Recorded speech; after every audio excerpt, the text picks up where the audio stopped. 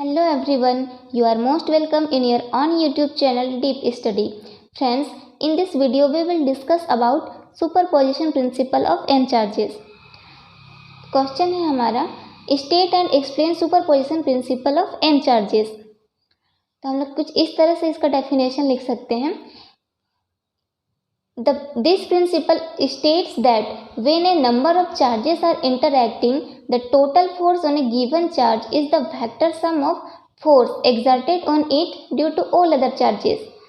That means जब एक साथ बहुत सारा चार्ज आपस में इंटरैक्ट कर रहे हों तब किसी एक चार्ज पर अन्य सभी चार्ज के द्वारा लगने वाला फोर्स का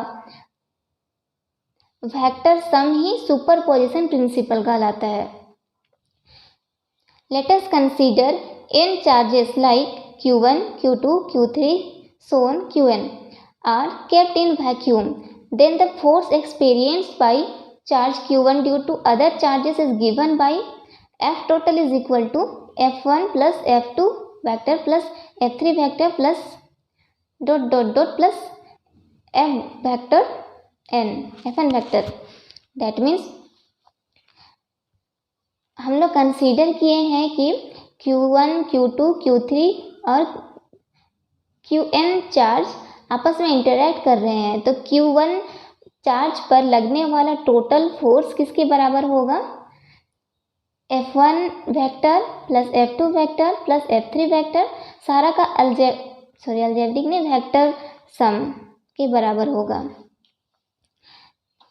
देखिए यहाँ एक चार्ज Q1 है, एक चार्ज Q2 है और एक चार्ज Q3 है। इस Q1 पर टोटल फोर्स कितना लगेगा इसको हम लोग को कैलकुलेट करना है। तो हम लोग इसको कैसे करेंगे? Q1 चार्ज है ये और ये Q2 चार्ज है। तब इस Q1 चार्ज पर इस Q2 चार्ज के वजह से कितना फोर्स लगेगा? F12 vector. That means force exerted on charge q1 due to q2 और ये कहाँ से कहाँ तक चलेगा? q2 से q1 तक चलेगा। तो इसका यूनिट वेक्टर हो जाएगा r21 कैप। दूसरा चार्ज है q3। इस q1 पर इस q3 की वजह से भी चार्ज फोर्स लग रहा है। तो कितना फोर्स लग रहा है? F vector 13। That means force exerted on charge q1 due to q3 और इसका यूनिट वेक्टर कहाँ से कहाँ चलेगा? q3 से q1 तक चलेगा। ये दोनों सेम चार्ज है तो ये फोर्स ऑफ रिपल्सन एक्ट कर रहा है, फोर्स ऑफ अट्रैक्शन नहीं। तो ये फोर्स इस साइड में ऑब्वियस है कि इस साइड में जाना चाहेगा, इस साइड में लगेगा और इसका यूनिट वेक्टर q3 से q1 तक चलेगा। और ये r21 वेक्टर जो है ये separation between q2 to q1, separation between q2 and q1 and ये r31 वेक्टर जो है वो separation between q3 and q1। इसको देखते हैं। F12 vector is equal to force acting on charge q1 due to q2. F13 vector is equal to force acting on charge q1 due to q3. q1 पर ही सारा का सारा force लग रहा है। किसकी वजह से? q2 की वजह से भी लग रहा है और q3 की वजह से ही लग रहा है। r vector 21 is equal to separation between charge q1 and q2. r vector 31 is equal to separation between charge q1 and q3. r21 cap is equal to unit vector along charge q2 to q1. r31 cap is equal to unit vector along charge q3 to q1, q3 to q1। तो इस q1 charge पर total force कितना लग रहा है उसको हम लोग कैलकुलेट करने के लिए पहले यह निकालेंगे कि q2 की वजह से कितना फोर्स लग रहा है q1 पर। Force acting on charge q1 due to q2 क्या लिखेंगे हम लोग? F vector 12 is equal to 1/4 pi epsilon naught q1 into q2 by r vector 21 square into r21 cap. यहाँ यूनिट वेक्टर से हम लोग मल्टीप्लाई कर देंगे क्योंकि हम लोग को वेक्टर फॉर्म में लिखना है। और कूलम्स लॉ से हम लोग जानते हैं कि F is equal to 1/4 pi epsilon naught Q1 × Q2/r²।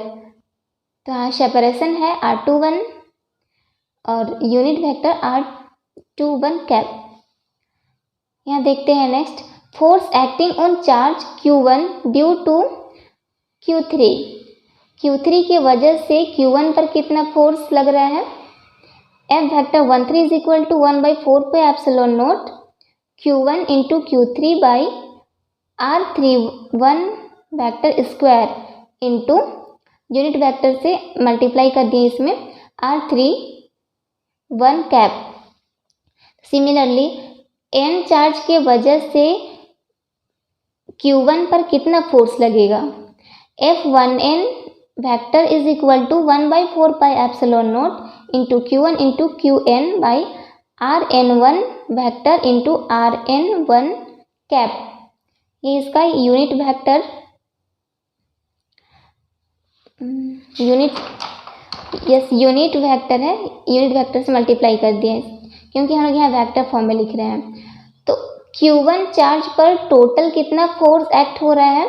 Q1 की वजह से भी हो रहा है, Q2 की वजह से भी हो रहा है, और जितना सारा चार्ज है सबकी वजह से हो रहा है, Qn चार्ज तक हो रहा है। तो टोटल फोर्स हम लोग कितना निकालेंगे? F1 vector is equal to F12 vector plus F13 vector plus dot dot dot plus F1n vector. इसको हम लोग सम करेंगे सारा इक्वेशन को, ये ऐसे ही इक्वेशन है सारा का। तो 1/4 pi epsilon not and into Q1, इसको हम लोग कॉमन ले लिए हैं और ब्रैकेट के अंदर में कुछ इस तरह से बचा हुआ है, Q2/r21 vector square into r21 cap plus Q3/r31 vector square dot that means into r31 cap plus so on Qn/rn1 vector square into rn1 cap. तो इसको हम लोग जनरल फॉर्म में ऐसे लिख सकते हैं, Q/4 पाई एप्सिलॉन नॉट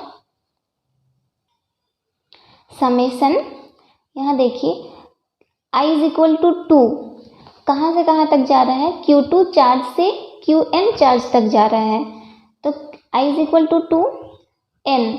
अब यहाँ हम लोग देखते हैं Q2 हम लोग किसके लिए, 2 के लिए हम क्या लिखे हैं? I लिखे हैं, तो QI हो गया r1 square into r1 cap.